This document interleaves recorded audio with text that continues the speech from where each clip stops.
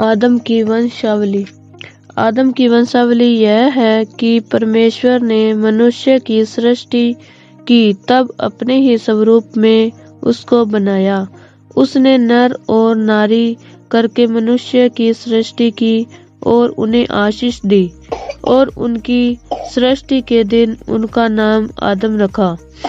जब आदम 130 वर्ष का हुआ, तब उसके द्वारा उसकी समानता में उस ही के स्वरूप के अनुसार एक पुत्र उत्पन्न हुआ। उसने उसका नाम शेत रखा। शेत के जन्म के पश्चात आदम 800 वर्ष जीवित रहा और उसके और भी बेटे बेटियां उत्पन्न हुए। इस प्रकार आदम की कुल आयु 930 वर्ष की हुई। तत्पश्चात वह मर गया। जब शेत 105 वर्ष का हुआ, तब उससे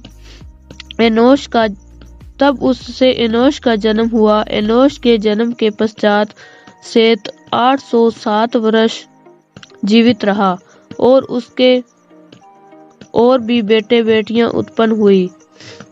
इस प्रकार शेत की कुल आयु 912 वर्ष की हुई। तत्पश्चात वह मर गया। जब एनोश 90 वर्ष का हुआ, तब उससे केनान का जन्म हुआ। केनान के जन्म के पश्चात एनोश 815 वर्ष जीवित रहा और उसके और भी बेटे बेटियां उत्पन्न हुई। इस प्रकार एनोश की कुल आयु 905 वर्ष की हुई। तत्पश्चात वह मर गया।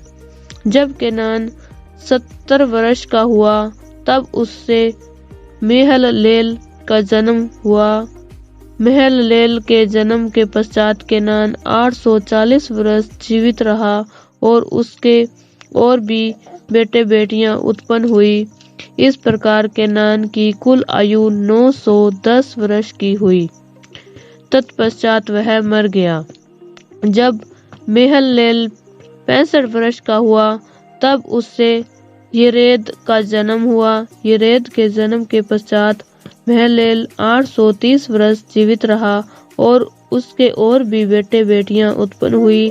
इस प्रकार महललेल की कुल आयु 895 वर्ष की हुई। तत्पश्चात वह मर गया।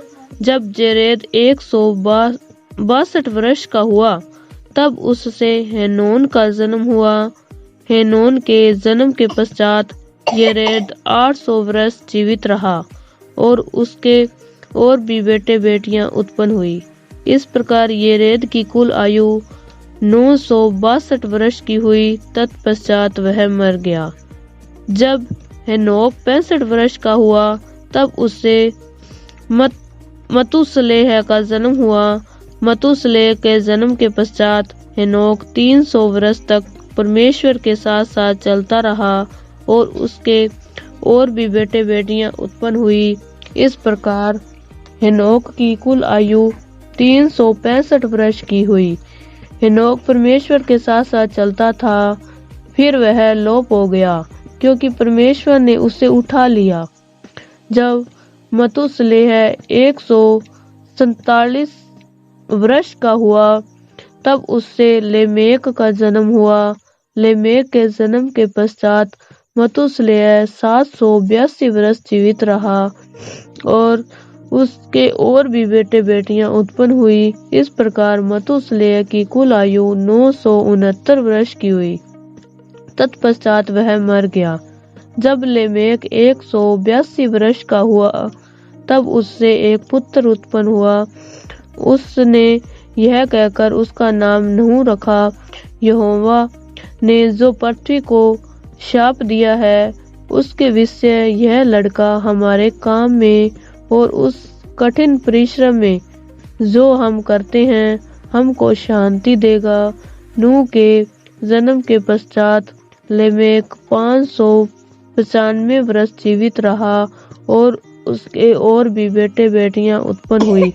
इस प्रकार लेमेक की कुल आयु 777 वर्ष की हुई। तत्पश्चात वह मर गया। और नूह 500 वर्ष का हुआ और नूह से सेम और हाम और येपेत का जन्म हुआ।